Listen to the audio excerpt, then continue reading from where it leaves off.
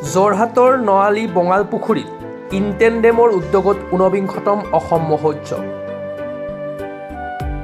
25 জানুৱাৰীৰ পৰা আৰম্ভ হোৱা এইবাৰৰ মহোৎসৱ 11 ফেব্ৰুৱাৰীত অন্ত পৰিব। মহোৎসৱৰ মুকলি মঞ্চত প্ৰত্যেক দিনাই শিশুসকলৰ বৰ্ণাঢ্য সাংস্কৃতিক অনুষ্ঠানৰ উপৰিও বিভিন্ন জনগোষ্ঠীৰ সাংস্কৃতিক অনুষ্ঠান পৰিৱেশন।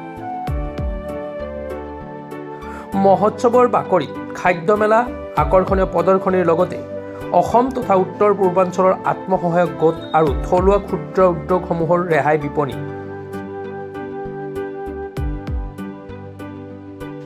পৰম্পৰাগত সাজপাৰ প্ৰদৰ্শনৰ লগতে ৰন্ধন, চিত্ৰাংকন, ফেন্সি ড্ৰেছকে ধৰি বিভিন্ন প্ৰতিযোগিতা।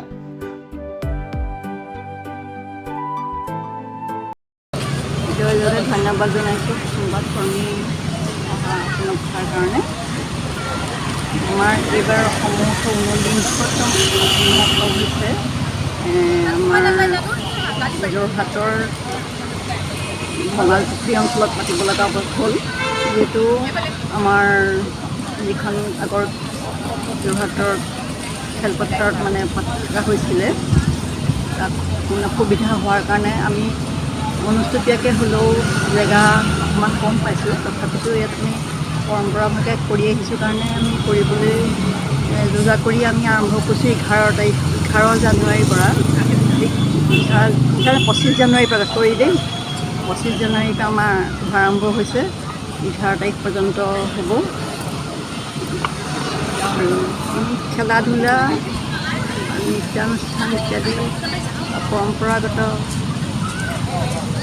খাদ্যকে আদি কৰি বিপণী আহিছে। বাহিৰৰ ৰাজস্থান, হায়দৰাবাদ এনেকৈ বিপণী আহিছে। তেখেতলোকেও যথেষ্ট আমাৰ লগত সহযোগ কৰি তেখেতৰ বিপণীখিনি ভালকৈ হৈছে বুলি আমি দেখা পাইছোঁ। ভাল লাগিছে তেখেতলোকৰ বিপণীসমূহৰ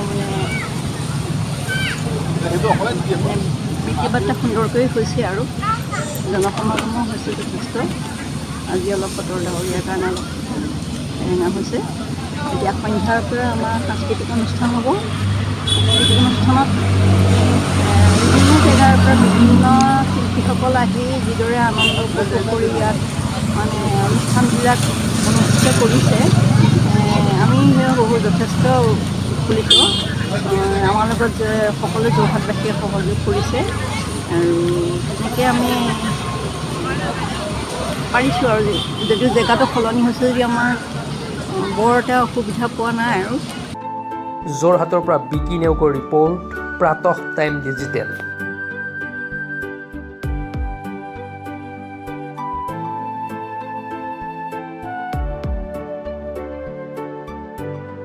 শদিয়াৰ পৰা ধুবুৰীলৈ, বৰাকৰ পৰা ব্ৰহ্মপুত্ৰলৈ সকলোৰে মাজত চিনাকি এটা নাম প্ৰাতঃ টাইম।